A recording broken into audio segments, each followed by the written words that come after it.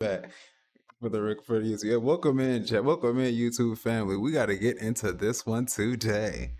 As a very prominent game that we do play has seemed to be under fire recently for their donating to a certain creator who doesn't seem to necessarily be supporting the game.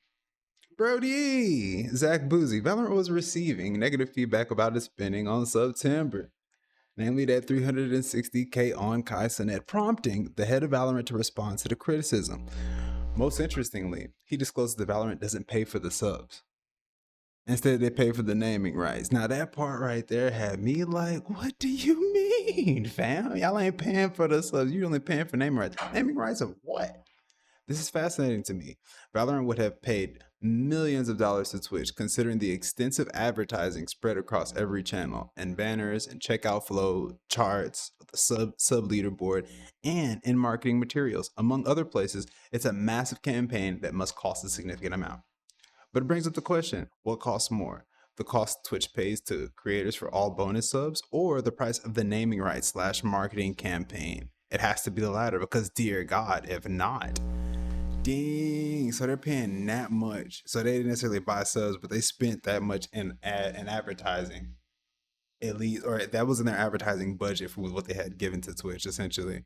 The three out of the 360k. Good Lord have mercy. So the total amount is up for grabs. We don't know. Was a thing. He goes on to say, this is fascinating to me. Valorant would have had to pay millions of dollars to Twitch, considering the extensive advertising spread across every channel, in banners, in the checkout flow, in chats, on the sub leaderboard, and in marketing materials, among other places. It's a massive campaign that must cost a significant amount. So people are talking about the donations of subs to Kai Cenat when it may have costed 10 times as much, if not more, to make Valorant the video game as the spread of September. So the way that it works is, let's say I gift a random streamer 5 subscriptions. Valorant automatically donates 1 subscription. But what this guy is saying here is that it's not Valorant that's donating the subscription. They just had these rules in place with Twitch, and Twitch is the one that's donating the subscriptions or handling the payment of the subscriptions. They're not paying these creators individually. They paid Twitch. Oh, so even if so that might even just be random gifted, is what he's saying. It sounds like what they're saying is it could be random gifted, even if a random gifter comes on or anonymous gifter, it'll still say, "Oh, Valorant donated just for this month," since they already paid, since they paid for the promo pack. That's part of their promo package, essentially. That's what that is. Okay, I'll let him continue. To make sure that Valorant is across everything September for that entire month. And they go on to say, but it brings up the question, what costs more? The cost Twitch pays to creators for all the bonus subs, or the price of the naming rights marketing campaign? It has to be the latter. Of course, it's for sure the latter. So while Valorant isn't directly paying for the bonus subs, it is funding the entire campaign, and hopefully Twitch is profiting from it. Ultimately, I'm not really sure why Valorant is receiving negative feedback though. Marketing campaigns cost money, and there's no better target market than a platform where 70% of the content is gaming. This is just the cost of doing business and keeping your product top of mind with consumers. Could the campaign be more targeted? Sure, but I doubt that's a capability Twitch currently has to split up September sponsors by content type. Alas, still find the whole thing truly fascinating. And this was the head of Valorant who tweeted as a response, because the original tweet that was... Wow, that's very interesting. And I wanted to draw some attention to this part where they say it could be more targeted. Oh yeah, definitely. Because most of those people who are on the Kai Cenat stream aren't necessarily probably tuned. They don't tune into the Valorant streams. They ain't there for Valorant 9 times out of 10. You know, they're there for that guy, or for that type of content.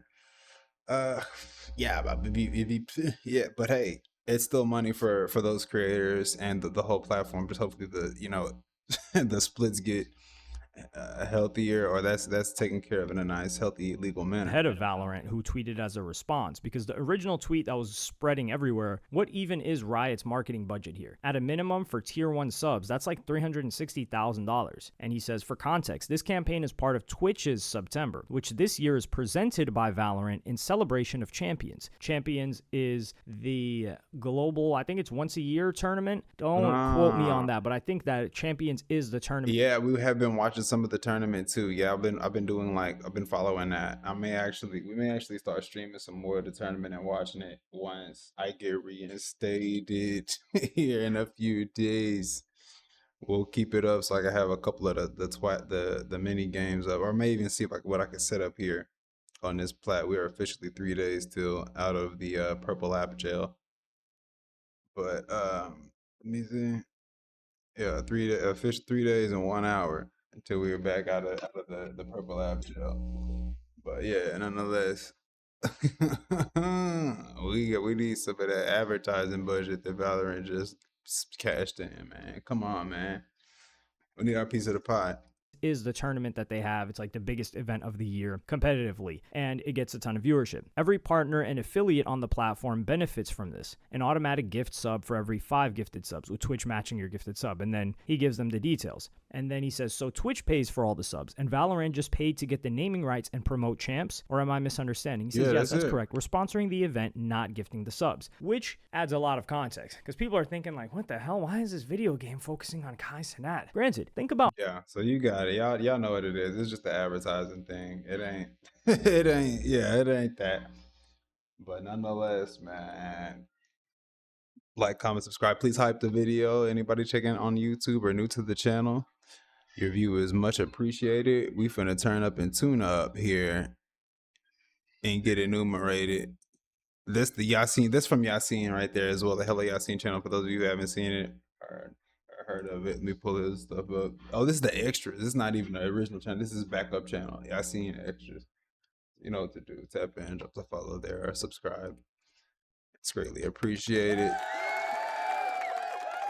All right, let me see what else he was saying now. Oh, how many people saw Valorant for the first time and became aware of it on Kai Cenat's stream when it's the top gifted name on there? It was probably good for them that they did it in September, because a ton of people that watch Kai will probably check out the game. But there was pushback from the Valorant community, and one of the people that was attached on this tweet, a separate user, said, Riot has received a lot of criticism for not supporting the Tier 2 competitive scene Valorant. Tier 2 competitive scene is basically, like, think about like the G League or the D League of the NBA. Like the people that can't hack it, or the people that are close to getting to the next level, but they're not there yet, and they're in this limbo kind of scene where, are they going to make it as professional players or are they not? Besides people not understanding marketing sponsorship agreements, I think fans get very frustrated with VCT, Valorant Champion something, and lack of support for the scene except for Tier 1. So they think this money should have been invested into the Valorant competitive scene instead of this, when they do the math out of Riot was truly paying for all of these Tier 1 subs. No, that's absolutely false, and it's wrong. And this is the thing with competitive.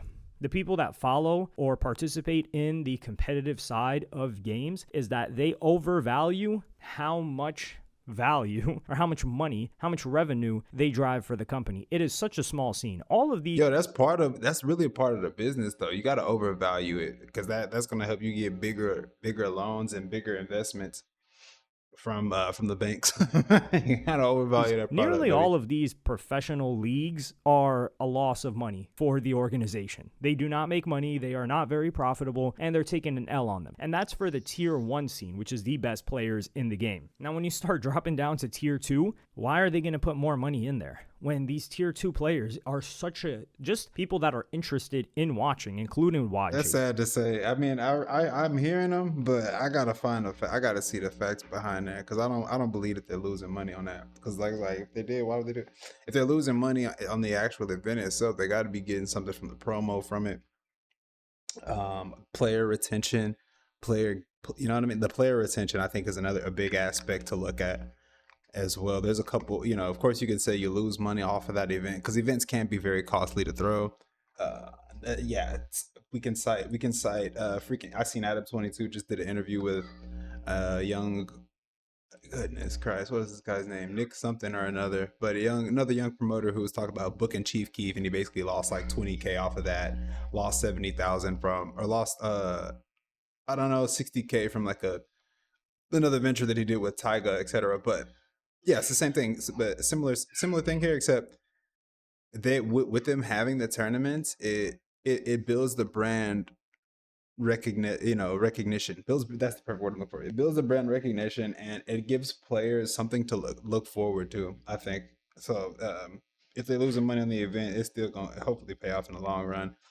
That's what the gaming The gaming side of my brain says anyway. Let's see what else is YASSINE cooking with. Competitive games, they are such a tiny minority. So why would they spend more money on them when it's the casual players and getting new players into the game that's going to give them more revenue? And then with more revenue, they can divvy it up and invest more into these leagues that are losing them money anyway. Because the more excess money that the game has, the more that they can just throw it at the competitive league. It's kind of like Fortnite, right? Like Fortnite's a battle royale. There's like RNG involved. I'm not saying it's not competitive, but the game wasn't designed with the intention of it being competitive and like, oh, this person versus this person, as opposed to, let's say, like a Rocket League, for instance, or even a FIFA or an NBA where there's a competitive aspect to it and it makes sense. But Fortnite makes so much money that they just start tossing it at the champions. And that is what happens with Riot's other game, for instance, like League of Legends. The most played, so there's two types, or I think there's multiple types. So there's different game modes.